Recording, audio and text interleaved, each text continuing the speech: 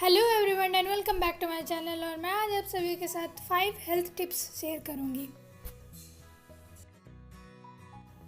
मैंने इंस्टाग्राम पे एक पोल शेयर किया था कि मेरा नेक्स्ट वीडियो क्या होना चाहिए, मेकअप टिप्स एंड ट्रिक्स या हेल्थ टिप्स।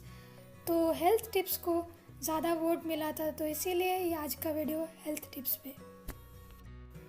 अगर आपने अभी तक मेरे को इंस्टाग्राम पे फॉलो नहीं किया है तो इस वीडियो का नीचे में डिस्क्रिप्शन होगा, उसमें मेरा इंस्टाग्राम का लिंक रहेगा, वहाँ पे जाके आप मुझे फॉलो कर सकते हैं। तो चलिए शुरू करते हैं आज का वीडियो। जैसे कि सभी कोई जानते हैं कि दांत का दर्द कम करने के लिए लौंग का तेल यूज़ किया जाता है। लौंग यानी कि क्लोव। अगर आपको दांत का दर्द हो रहा है और आपके पास लौंग का तेल नहीं है तो फिर आप क्लोव यूज़ कर सकते हैं। उसको च्यू करते रहिए, आपका दांत का दर्द कम हो जाएगा। किसी भी तरह का दांत का दर्द हो, आप क्लोव यूज़ कीजिए, आपका दर्द ठीक हो जाएगा। मेंस्ट्रुअल क्रैम्प्स या फिर मेंस्ट्रुअल पेन के टाइम पे अगर आप हॉट वाटर या फिर हॉट मिल्क ड्रिंक करते हैं तो इससे आपका पेन कम होता है। जैसे कि हॉट वाटर बैग यूज़ किया जाता है पेन कम करने के लिए, वैसे ही अगर आप हॉट ड्रिंक्स लेते हैं मेंस्ट्रुअल क्रैम्प के टाइम पे तो फिर आपका पेन कम होता है। बहुत लोगों को माइग्रेन प्रॉब्लम से, हेडेक से, पेट्रोल डीजल का स्मेल से या लॉन्ग ट्रैवल करने से वॉमिटिंग का प्रॉब्लम होता है। तो आप लोग साथ में लेमन या लाइम या फिर क्लोव रखा कीजिए।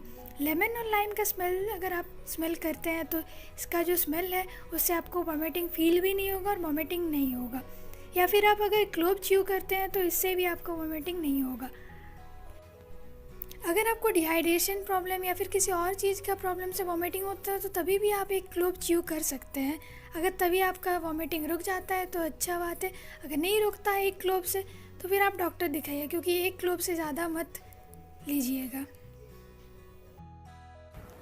गार्लिक यानी लहसुन, इसका तो बहुत सारा फ़ायदा। उनमें से इसका एक फ़ायदा यह है कि अगर आप इसे कच्चा खाते हैं सर्दी का टाइम पे, सर्दी या फीवर का टाइम पे, तो आपका सर्दी और फीवर ठीक हो जाता है।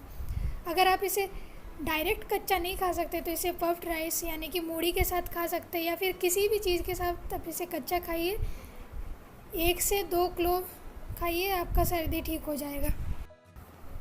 अगर जॉइंट पेन या फिर कोई भी बॉडी पेन होता है तो लहसुन को सरसों तेल के साथ थोड़ी देर गरम करके उस तेल को लगाइए, आपका जॉइंट पेन या फिर कोई भी बॉडी पेन ठीक हो जाएगा। फीवर के टाइम भी बॉडी पेन होता है, उस टाइम भी आप इसे यूज़ कर सकते हैं, तभी भी ठीक हो जाएगा। अगर आपको खांसी हो रहा है और आप खांसी से रिलीफ पाना चाहते हैं तो फिर अदरक यानी कि जिंजर का एक पीस लीजिए, छोटा सा जैसे मैं दिखा रही हूँ, उसे आप च्यू करते रहिए। इससे आपका धीरे धीरे खांसी ठीक हो जाता है। जिंजर का जो जूस निकलता है उससे आपका खांसी भी धीरे धीरे ठीक हो जाएगा। और अगर खांसी के चलते आपका थ्रोट इन्फेक्शन हुआ है तो वो भी ठीक हो जाएगा, लेकिन इसमें थोड़ा टाइम लगता है, धीरे धीरे ठीक होगा। जनरली सर्दी खांसी जब होता है तो रात को सोने के टाइम पे बहुत ज़्यादा खांसी होता है, तो आप इसे सोने से पहले एक पीस च्यू करके सोइए, आपको रात में खांसी नहीं होगा।